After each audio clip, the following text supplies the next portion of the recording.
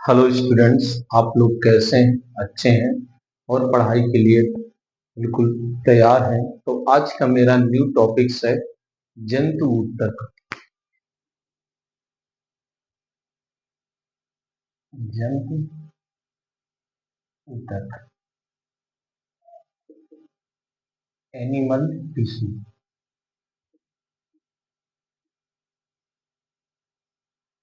Okay, अब सबसे पहले हमें क्या है, जंतुओं के संगठन में ऊतक का क्या है, ऊतक का क्या रोल है।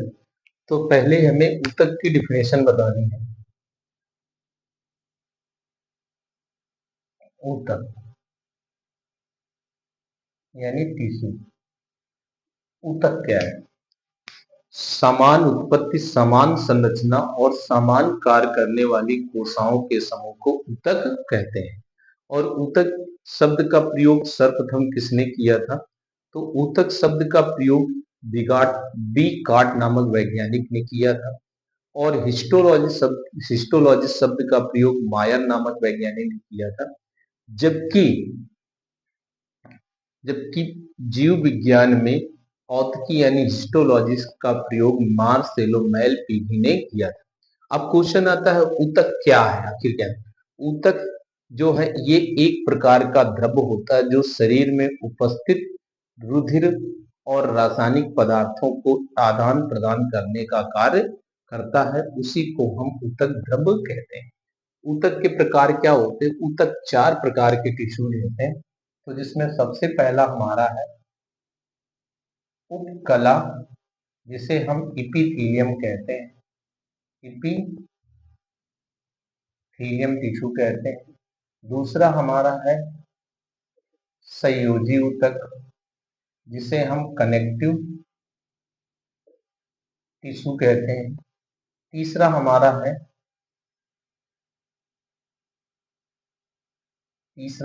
है पेशी ऊतक।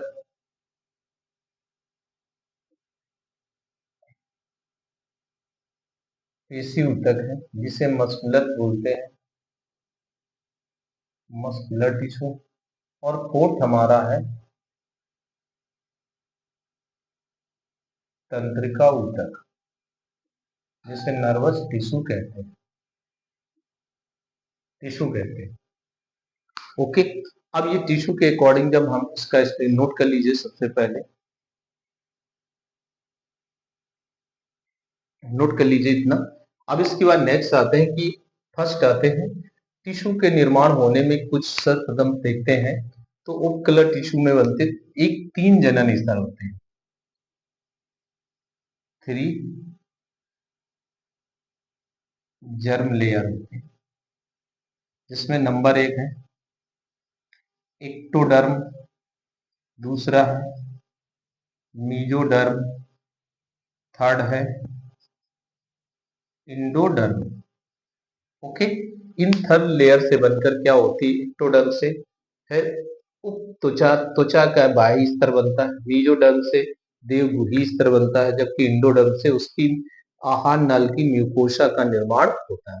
तो फर्स्ट टाइम में आते हैं उपकला टिश्यू। उपकला टिश्यू को हम इपिथीलियम टिश्यू कहते हैं। इसको थ्री टाइप्स में डिवीजन करते हैं, तीन भाग होते हैं। पहला भाग होता है जिसे आवरण उपकला या कवरिंग टिश्यू या एपिथीलियम कहते हैं। दूसरा होता है ग्रंथिल उपकला या ग्रैनुलर इपिथीलियम कहते हैं। थर्ड हमारा होता है जिसे विशेषीकृत उपकला या स्पेशलाइज्ड इपिथीलियम कहते हैं। अब पहला आते हैं जिसे हम आवरण टिश्यू कहते हैं। इसको दो भागों में डिवाइड कर किया गया है। पहला है सरल उपकला, जिसे सिंपल इपिथीलियम कहते हैं। दूसरा संयुक्त उपकला है, जिसे कंपाउंड इपिथीलियम कहते हैं। ओके, अब इसके बाद नेक्स्ट आते हैं जो सरल उपकला टिश्यू है। इसको फाइव टाइप्स में डिवीजन किया गया। पहला है सिंपल सल्की इपिथीलियम, जिसे सिंपल इक्वेमस कहते हैं। सेकेंड हमारा है सिंपल घनाकार, सरल घनाकार, जिसे सिंपल क्यूबिडियल कहते हैं। थर्ड हमारा है सरल स्तंभी, जिसे सिंपल कॉलमनर कहते हैं। फोर्थ है सरल पश्चाम, जिसे हम सिंपल सिलिएटेड टिश्यू कहते हैं। और फिफ्थ हमारा है सिंपल यानी सरल कूट स्तरिक या सिंपल स्टिफाइड टिश्यूज कहते हैं। अब संयुक्त टिश्यू यानी संयुक्त उपकला को चार भागों में डिवाइड किया। पहला है कंपाउंड स्क्वेमस सल्कीपिडियम कंपाउंड संयुक्त घनाकार यानी कंपाउंड क्यूबिडियल है। नेक्स्ट है तीसरा हमारा दे रखा है संयुक्त स्तंभी है जिसे हम कंपाउंड कॉलमनर कहते हैं। इसके बाद फोर्थ है अंतर्वर्ती या स्थानांतरी यानी ट्रांजिशनल टिश्यूज कहते हैं।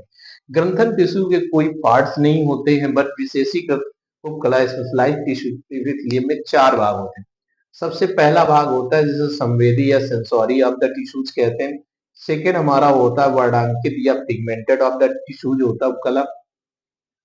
थर्ड हमारा होता है रिप्रोडक्टिव टिश्यूज यानी जनन टिश्यूज होता है। और फोर्थ हमारा उपकला या मस्कुलर एपिथेलियम टिश्यूज होता है। Okay, thanks students. इस चैनल को सब्सक्राइब करिए, लाइक करिए और बेल आइकन दबाइए। ओके, थैंक्स, नोट करिए।